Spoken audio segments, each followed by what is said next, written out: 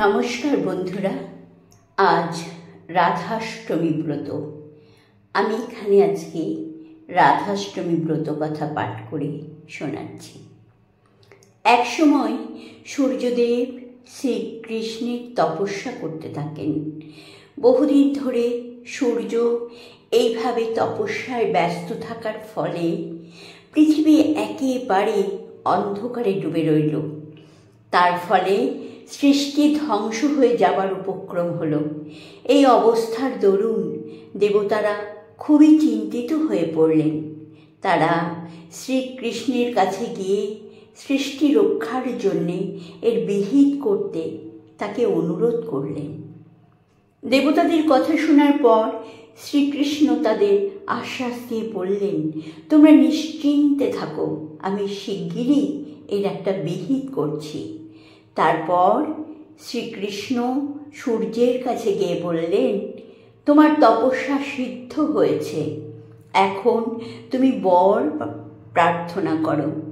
সূর্য তখন বললেন, হে বিশ্বপতি, আমাকে এই বর দিন যে আমার যেন একটি মেয়ে হয়, আর আপনি সেই মেয়ের প্রতি আকৃষ্ট হবেন।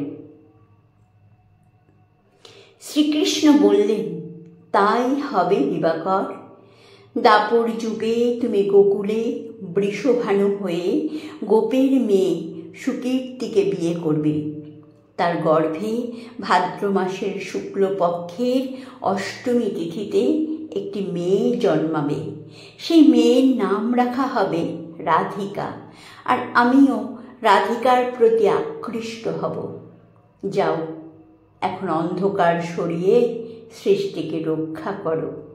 নিজের প্রার্থনা মতো বর পেয়ে সূর্য সন্তুষ্ট হয়ে চলে গেলেন। ক্রমে গোকুলে বৃষভানুর বাড়িতে উঠল এক আনন্দের রোল। বৃষভানুর স্ত্রী সুকীর্তি একটি মেয়ে প্রসব করল। সকলের খুব আনন্দ হলো। পরে সেই মেয়ের নাম রাখা হলো রাধিকা।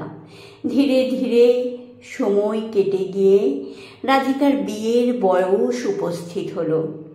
আয়ান ঘোষের সঙ্গে তার বিয়ে হয়ে গেল। কিন্তু ভগবানের ইচ্ছা অনুসারে রাধিকা শ্রীকৃষ্ণের সঙ্গে গোপনে বিহার করতে থাকলেন। এর কারণ শ্রীকৃষ্ণ আর রাধিকা একই আত্মা।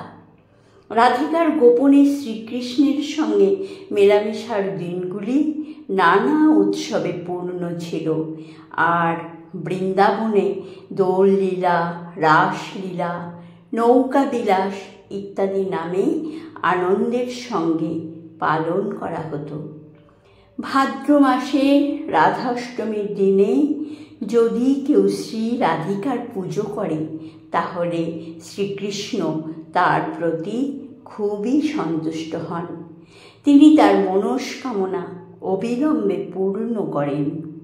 শ্রীকৃষ্ণ নিজ মুখেই বলেছেন, আমার নাম 1000 বার জপ করলে লোকে যে ফল পায়, সেই ফল পাওয়া যায় মাত্র একবার রাধা কৃষ্ণ নাম জপ করলে।